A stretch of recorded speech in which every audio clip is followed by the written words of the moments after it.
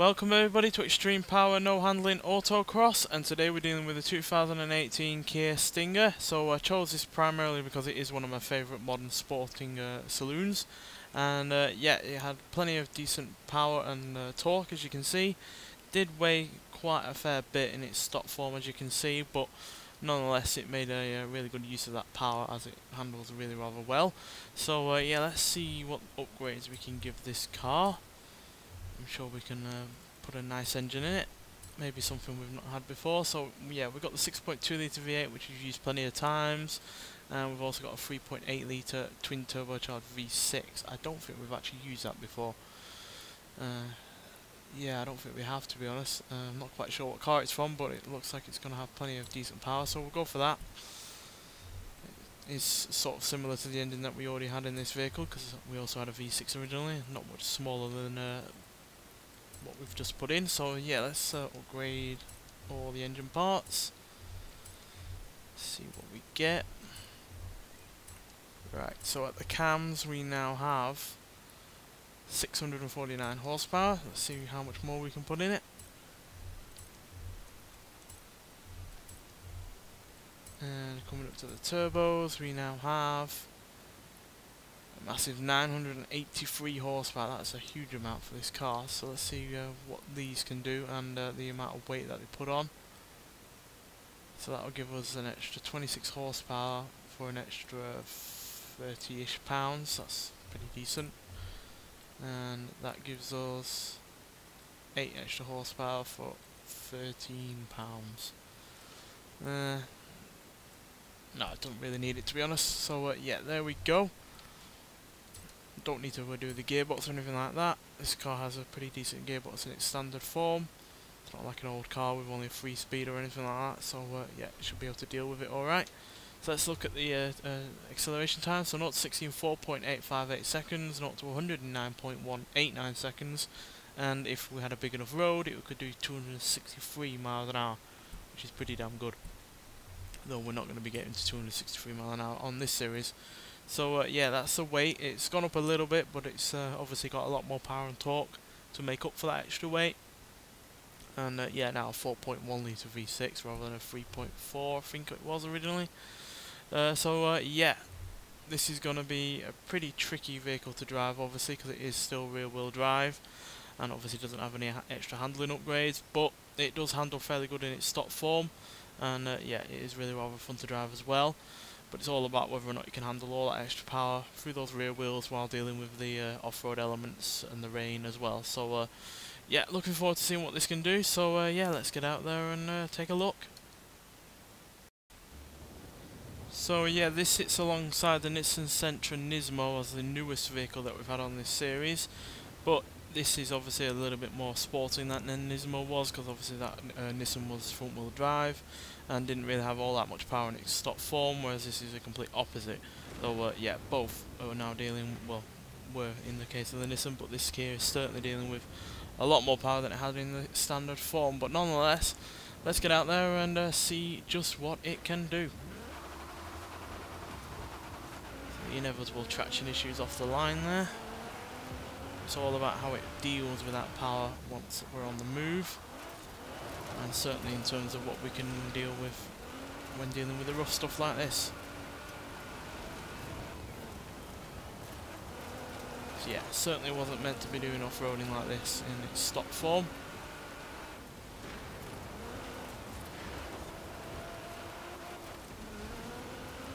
Yeah, I do like the fact that this Kia Stinger in its stock form does just come with rear-wheel drive. It's not got all-wheel drive like a lot of saloon cars nowadays have caved into, especially in terms of sports saloon cars.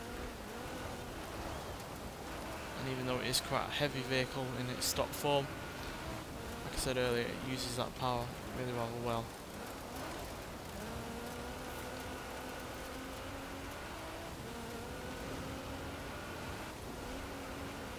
As you can see here, once it starts to go through the gears, it's more than capable of putting the power down.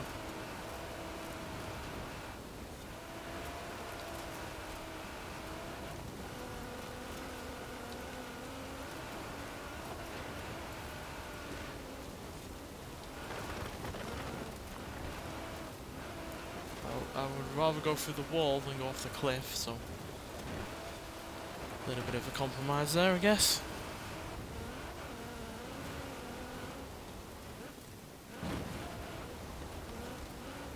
Survive that jump okay.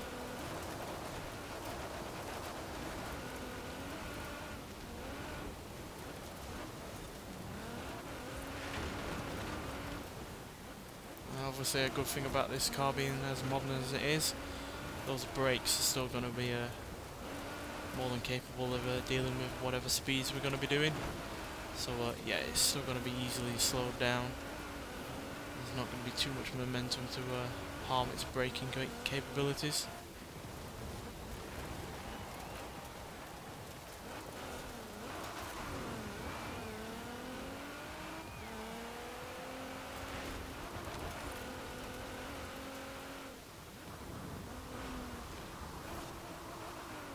Does still like to oversteer a lot, but then again the standard car certainly like to do that as well.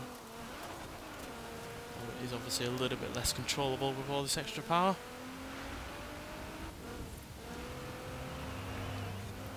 That is still a solid time, 2 minutes 36.056 seconds, which puts us at this current time in 4th place. About 5 seconds or so off the the Chevrolet Colorado, and then about 10 seconds or so off the Cadillac limo,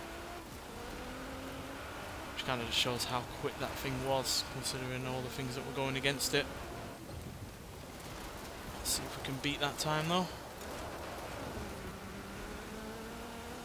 Seems to me though that front wheel drive might be the more, usable layout. Because, we've got 2 front-wheel drive cars in the top 3 at the moment. Hopefully this rear-wheel drive car can make up for that.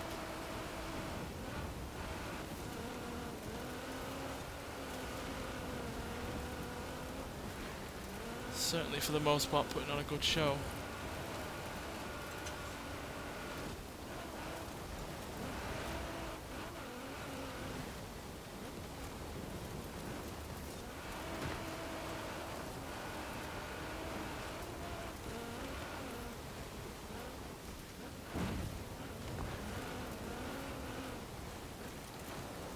Completed a weekly challenge there.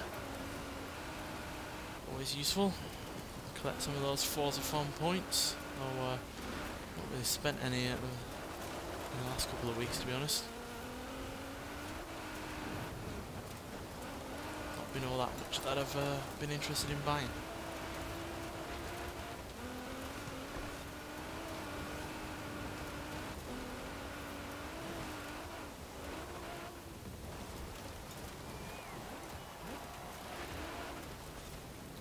Baked a little bit early there, but I wanted to just make sure I was going to stop, because these cars, despite being modern or whatever, they can be still somewhat unpredictable, especially since this is only my second ever lap driving it.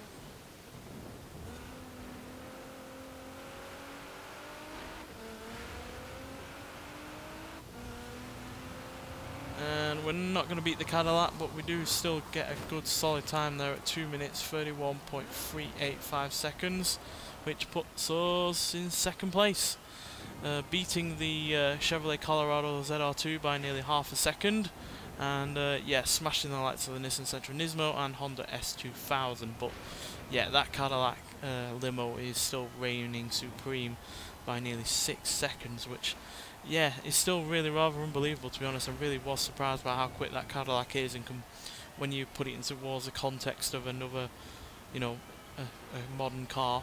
This is even more modern than that limo, for instance, but as rear-wheel drive, was a lot more sporty.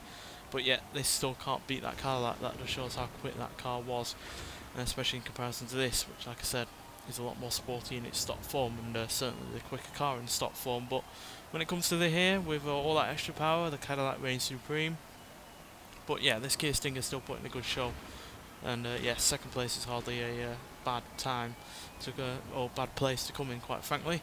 And yeah, the only real issues with it was the overstay, to be honest. If you can get that in check, then I'm sure you could probably get an even quicker time than I got, but I keep it to 2 laps, so we're not going around forever and trying to just get every millisecond possible out of the car. But yeah, still a good showing, and yeah, I look forward to seeing what other sports saloons, if they are applicable, can do on this series, because I do have the rule of 6 handling or less, just to keep it a bit, you know, more interesting, because cars that can't handle quite as well as, you know, cars that can are more interesting to drive with all that extra power.